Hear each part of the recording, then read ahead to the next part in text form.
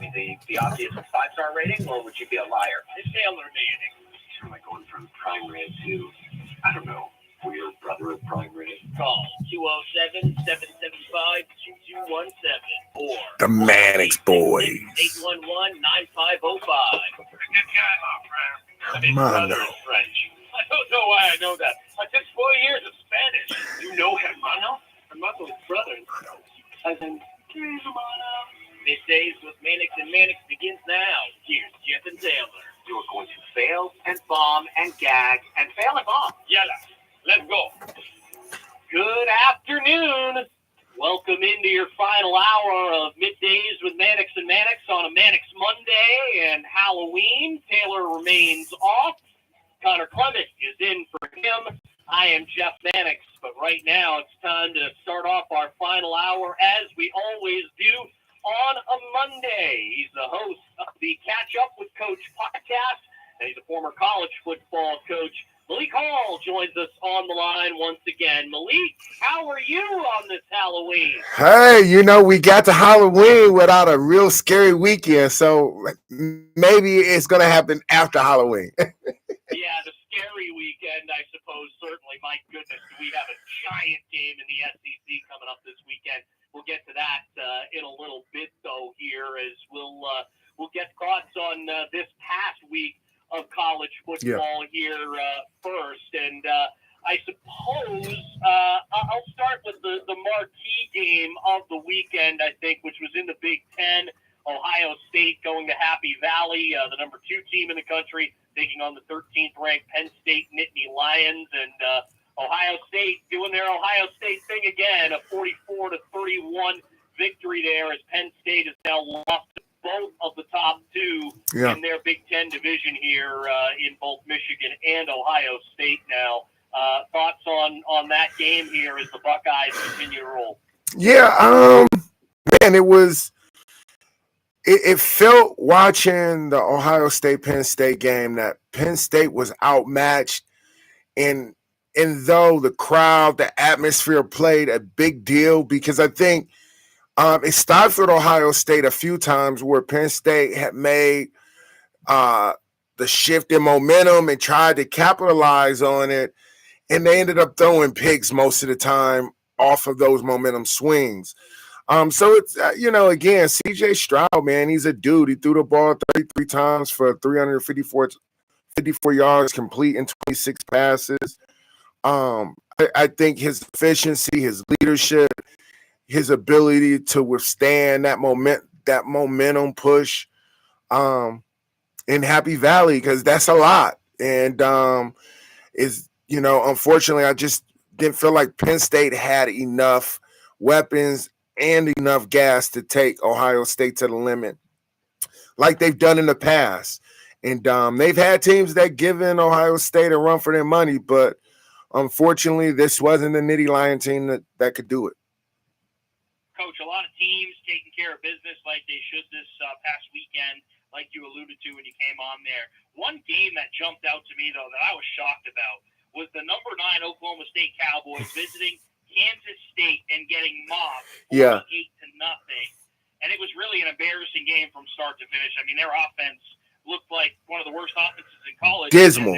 Statistically, they're not. They're one of the best. So how did that game come to be about 48-0 for Kansas State? Clem, I'm like you. I saw it on the ticker. I saw it 14-0 in the first quarter. I said, wait a minute. Kansas State, I mean, they're good, but let me flip over here. And the second quarter, they didn't do anything but put up 3 more touchdowns. And I'm saying to myself, is this the same Oklahoma State team that is averaging 40 points a game? Right. And just beat Texas. Right. And a Kansas State team who traditionally, since Coach Snyder is retired and come back out of retirement and retired again, they haven't been relevant. And so now you're looking at a Kansas State team that just handled Oklahoma State 48-0. You're right. Shutting out any team is difficult. But the game that jumped out to me, Jeff and Clem, which we kind of spoke to in the weeks past, was Wake Forest losing to Louisville. Yeah, that was a bad loss. Wake has had some tough games. The only tough loss was to Clemson. That was in overtime. They've handled everyone else. This was that trap game that we spoke to. Like, if they can hold their line, not drop another one, I foresee Clemson dropping one before it's all said and done. They'll be right where they want to be. Now they need a Harry Potter spell to work this out in the ACC now. So good luck with them dropping this one to Louisville unranked. That's gonna be a tough one in the polls and in their pursuit for the playoffs. Yeah, I think you're right. I think Wake Forest, along with Oklahoma State, I think their playoff chances really took one on the chin here this week. I mean, do you think there's any recovery for either of those teams unless they end up winning their conference title? You know, the reality, Jeff, because let's say they don't even get a chance to get to their conference title, which very well could happen for both teams, Oklahoma State and Wake Forest. Let's say Michigan loses to Ohio State or Ohio State loses to Michigan. That's going to change. That's going to have a domino or ripple effect across the rankings. Same to be said, whoever loses in the SEC title. So the title games technically should play a factor into the ranking for the playoff bracket.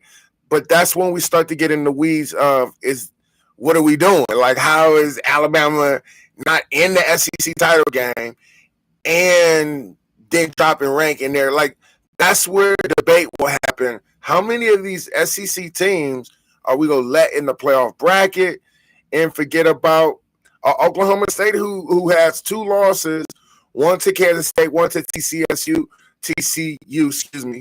who is undefeated still in their conference. And so it's like, when do we give the 2 lost teams any credibility before we override them with the SEC allure? And so you're right, Jeff. This is going to be interesting in the next few weeks, but I think some teams are going to give it up and let that conversation not be a tough one. Well, Coach, I'm glad you brought up TCU because that's what I wanted to ask you about. The Horned Frogs, 8-0, 5-0 in the Big 12. They just went on the road, beat the West Virginia Mountaineers in a game that they pissed off a lot of bettors, Malik. I don't know if you saw the final finish in that game. They were up by 3, and with 20 seconds left, 4th and 1 on the West Virginia 29, all they had to do was kick a field goal, kind of maybe take a knee and bet on the defense to not give them a field goal. But Max Duggan threw a 29-yard touchdown pass with 20 seconds left, and they went on to cover. A lot of people picked West Virginia, the underdogs, 7.5 underdogs in that game to win that game. But nonetheless, TCU is undefeated. They look like a wagon on offense. Can they compete for one of those playoff spots? We spoke about it early in the season with their sneaky wins. They are sneaky. They're like sneaky TCU. Like, it's Halloween. Like, they're sneaking up on people, beating them in tight games. And you're right. Like, West Virginia, Coach Neil Brown. I played with Coach Neil Brown at UMass. They were in a good position coming out of halftime. And then, and so when you talk about the cover part of it, like, West Virginia, that was a solid take until the 4th quarter, where TCU, for the 3rd week in a row, pulled something out in the 4th quarter that you really, for all intents and purposes, watching them play, watching them do what they do, you're like, okay, this might be the game they lose. And in the 4th quarter, they find that magic sauce, and they're upsetting everybody, not just the bettors. They're upsetting the Big 12 blue blood teams too. Yeah, they most certainly are here, and of course, I want to get to a game that I know is very close to your heart. Being from Michigan, Michigan hosted Michigan State here this week. The Wolverines rolled them up pretty good, 29-7. I know there's an awful lot of discussion of the little fray after the game in the tunnel with a bunch of Michigan State players going after the one Michigan player there. Thoughts on that game, and Michigan comes through with another big win. Michigan, man, unfortunately, Michigan is still being evaluated from Michiganians or Wolverine fans as, like, All right, good job. I'm not gonna wait a minute. All right, that looked good because when you watch Ohio State, this is like whoa, like that was pretty fast and convincing. And meanwhile, Michigan is like, we go slug it away, slug it away, slug it away. And then you look up, Corum has almost 200 yards rushing for 20 some carries. And so it's not very sexy the way Michigan is winning. But it is like, what can we say, guys? I mean, it's effective. It's not really appealing to the people who want to see all American receiver or all American quarterback, because right now the only all American on that offense is the two running backs in my mind. Um, Edwards and Corum, like those two kids is what's keeping the pass game alive. One of the things that I did watch JJ McCarthy struggle with is whenever they let him throw the ball, he couldn't find where to go with the ball. I felt it was when he had to be pushed out the pocket, somewhat improvise, find a guy in a scramble drill. That's not going to work against Ohio State. And watching Illinois this weekend, I don't know that it'll work against them. And so Michigan going to have their hands full to move forward to get by Ohio State, let alone to win the Big Ten title. Well, just a follow up here, real quick, and I know never okay with what Michigan State did. Yeah. But you understand the frustration. I mean, they were a top 10 program at the start of the year, and now they're 3-5. I mean, this season has really spiraled out of control for Spartans. You know, the worst part about, and I have to admit, I've taken losses in the same game. You take the loss that shows on the board, and then you take a social emotional loss, because you may have said something that you said out of anger. You may have done something that was based on you just getting embarrassed. And unfortunately, what makes Michigan State losing to Michigan worse is they have to take another black eye in a tunnel for it, handing out black eyes. And so I think from a coaching standpoint, like, you know, Coach Tucker's point is, look, now we've taken 2 L's if I'm him in the locker room. We've taken the L where we could be as physical as we want on the field, and we got out physical, and then we took another L based on class and integrity. And so it sucks because, you know, I'm a Michigan State Sparty fan, but that's a double loss if you ask me, Coach. Yeah, absolutely, Coach. Want to shift gears to Week 10? We got a fun slate of college football games. Maybe this has the potential to be somewhat scary, because we have potentially the biggest game of the season on the line at 3:30 on Saturday afternoon when the Tennessee Volunteers take on those Georgia Bulldogs. We'll talk more about that in depth here in just a second, but I want to ask you about 2 other matchups that have a lot of playoff implications. Alabama visiting the now 15th ranked LSU Tigers, as well as the Clemson Tigers playing Notre Dame. Both those games to me feel like they have a lot of implications, do they not? Yes, they do, and we'll work backwards. Notre Dame just beat a good Syracuse. Who would have thought it or thunk it? I did not see that coming. I expected the Orange Man to be able to rebound from the Clemson loss. And Notre Dame, hey, they say kick them while you're down, and they did. They got it done, which brings us to why this is going to be, I think, a bigger game for Clemson. And so Clemson will, and again, because – Notre Dame is just playing upset at this point, right? right? So, to me, Coach, sorry to cut you off. No. To me, it's like Clemson, to a lot of people right now, hasn't had a tough schedule. Yep. They're on the outside looking in the 4 teams for the college football playoff, right? So if they lose this game, that's just fuel to the fire from the side of things, where Clemson should not be in the college football playoff, right? Bingo. And nothing better for the Notre Dame fan base, the staff in the locker room, to be able to play spoiler alert for Clemson, take them completely out of the race. We've taken Syracuse out of a 1-loss Syracuse in conference. We eliminated them now. Now they have 2 losses. And so it's to the point where Notre Dame is looking to play upset the dance, right? Now, when you go to Alabama LSU, I'm saying Alabama coming off of a bye, and you know, look, we spoke to it last week. Like, if you're playing Alabama after a loss, sorry for you, bro. And so them beating up who they beat up the week before is not going to measure up to, because now this is for keeps. LSU has a track record of beating Alabama. It's at LSU, which only plays into that track record. So I think this is a big game. I think it's bigger for Chip Kelly than I do, or excuse me, Brian Kelly, than I do it is Alabama. But I expect Alabama to go in there and roll tide. I agree with you. Yeah, there you go. And of course, we've got the big one now in the SEC. I'm not sure that looking at the beginning of the year, we expected a 1 versus 2 this week when Georgia hosted Tennessee, but that's what we've got. And I think the Vols deserve that ranking here now, the exact same number of points in the AP poll as Ohio State, so technically they're tied for second. But Georgia just rolling up Florida.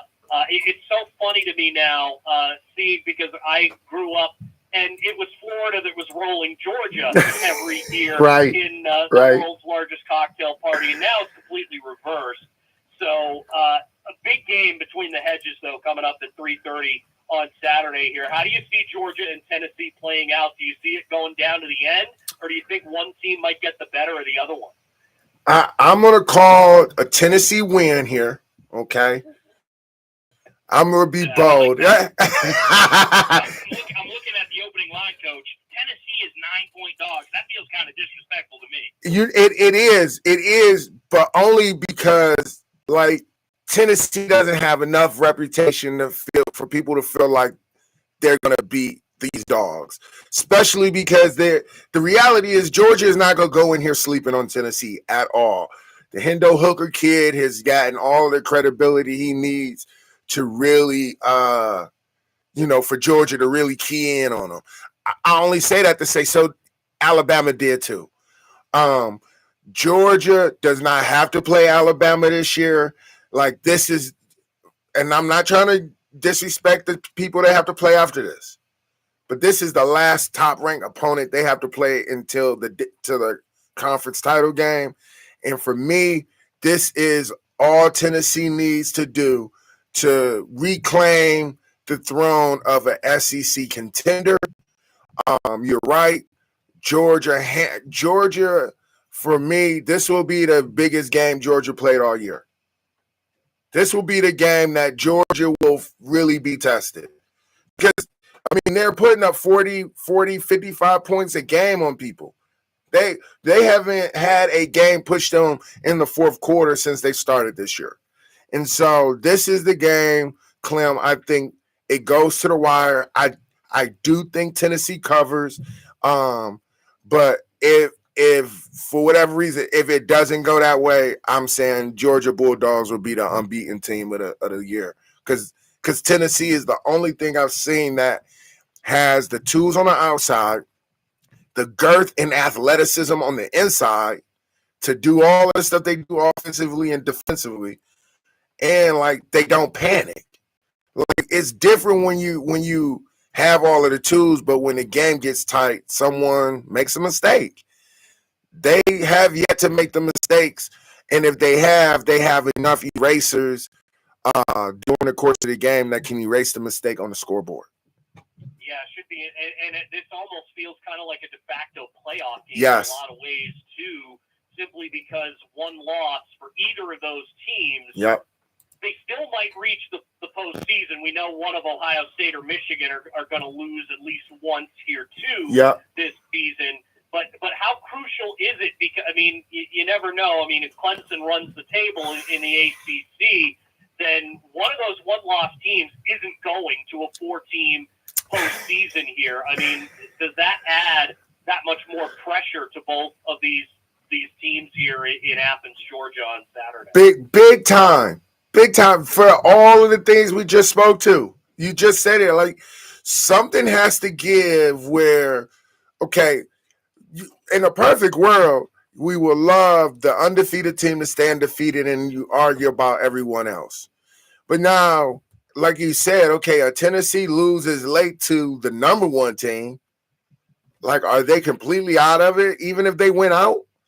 And considering the side of the SEC they're in, like I'm going to go on a limb and say they may not even go to the dance because I think they're Western. They're on the Western side, and so I don't know, man. You hit it on the nose, man. This is gonna get.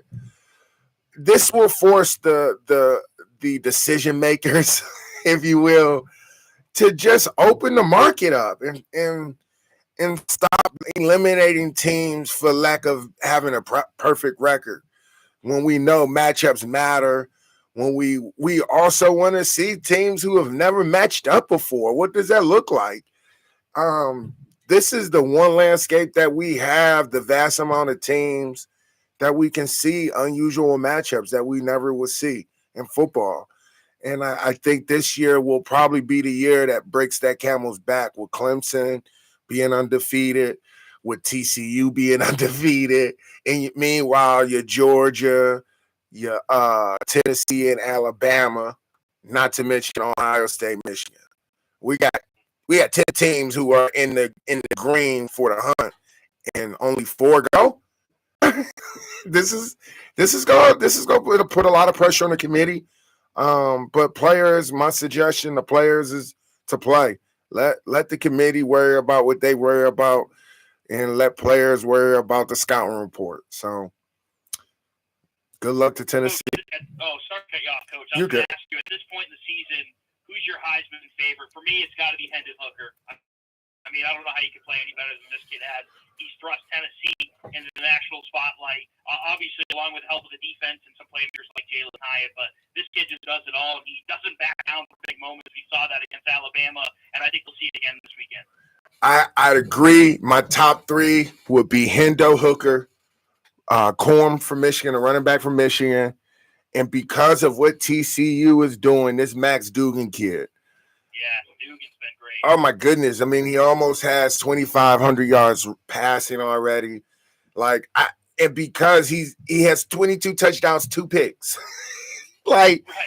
This kid is. He wasn't the starter, I don't believe. No. Neither. He didn't take his job back that he lost. The power of a backup, right?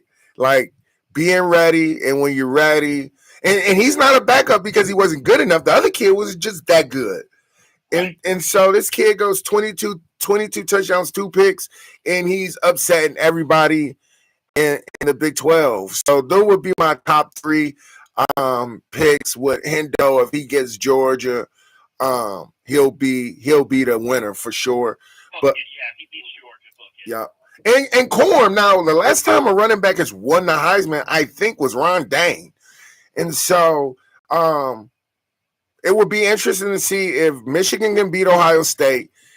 If Michigan beats Ohio State and Corm has a day, that's your 1-2 challenge. I think the Big 12, being that Max is just not a major market, the Big 12 overall doesn't have any teams that you're really saying, with Oklahoma State losing to, with Oklahoma not doing great, it's not going to pull enough eyes or enough votes for Max.